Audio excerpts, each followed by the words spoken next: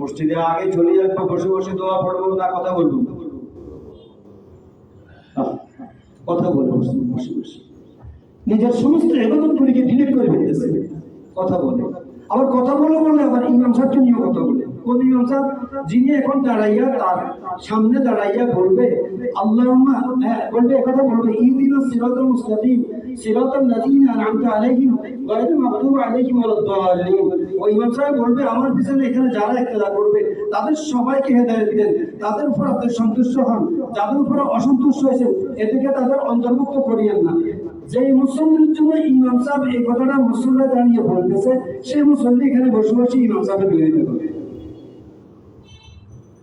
গাদ্দার না ভালো? কথা বলবে গাদ্দার না ভালো? কয়েকজনে কবে বোঝা গেল যে আমরা সবাই ইমামের বিরুদ্ধে কথা বলি। কথা বুঝেন নাই? এটা যে লোকটা আপনার জন্য দোয়া করতেছে আপনি বসে বসে তার বিরুদ্ধে কথা বলবেন। শুধু এই মসজিদের কথা বলিনি, আমি এই মসজিদের কথা বলিনি,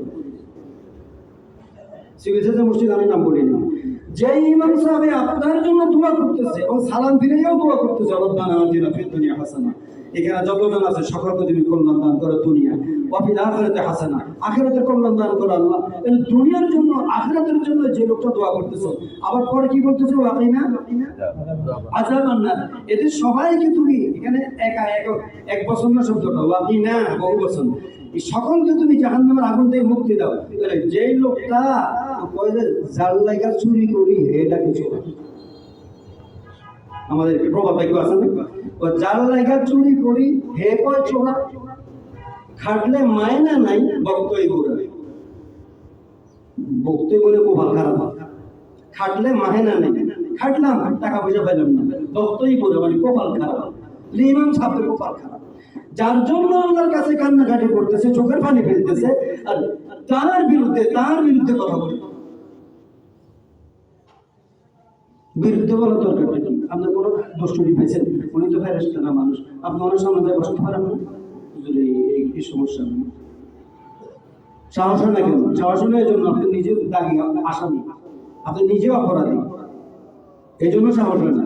সাহস থাকলে আপনি সামনে এসে বসে কথা বলবেন, এটাই বলে ভালো হবে। আমি তো বিভিন্ন জায়গায় যখন এদিক সেদিক সফরে যাই, আমি কোনো কিছু দেখলে তখন আমি যেটা ওনার চিকিৎসা না হলে এবং যেটা ওনার যদি আপনার পরিবর্তন না হয় তাহলে পুরা উম্মতের ক্ষতি হবে, মুসলিমের ক্ষতি হবে, তখন আমি ওনাকে কানে কানে গিয়ে বসি, সামনে বসি, ওনাকে প্রথমে আগে মাপ চাইয়ে নি, যদি আপনি বর্তমান না দেন এটা কথা বলতাম। আমার বলিলে আমাকে বলার একটা নিয়ম আছে।